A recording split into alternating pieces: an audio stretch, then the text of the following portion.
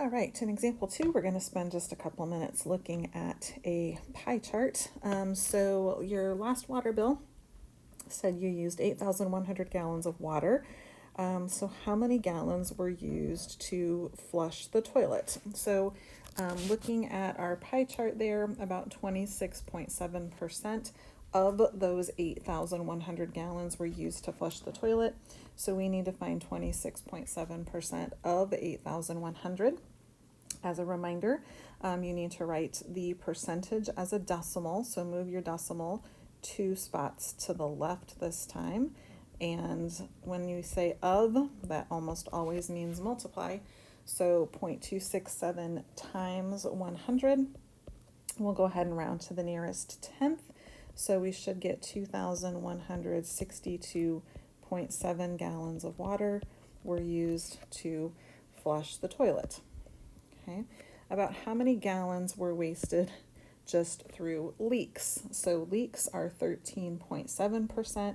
Again, write that as a decimal, times the 8,100 total gallons that were used, and we will find out that 1,109.7 gallons were through just leaks, little drips throughout the pipes.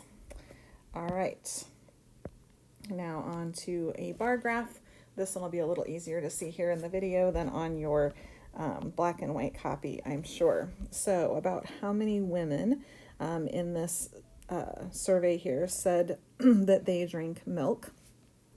So milk is this little section here, kind of shown in green.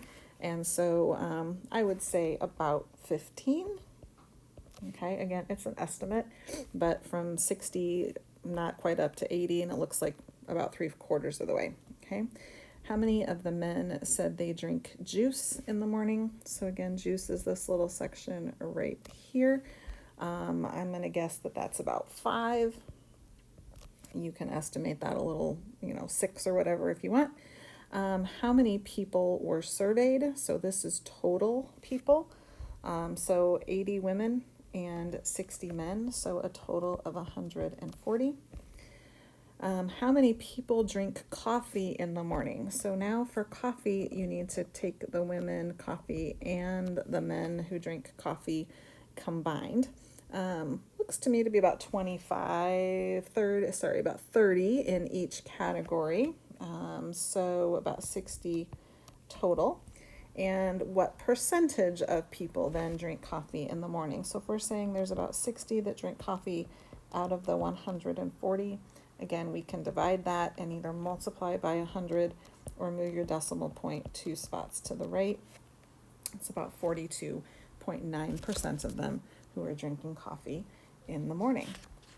All right, in the next section, we will be looking at how we represent not qualitative data, but quantitative data. So I will meet you at the 2-2 video.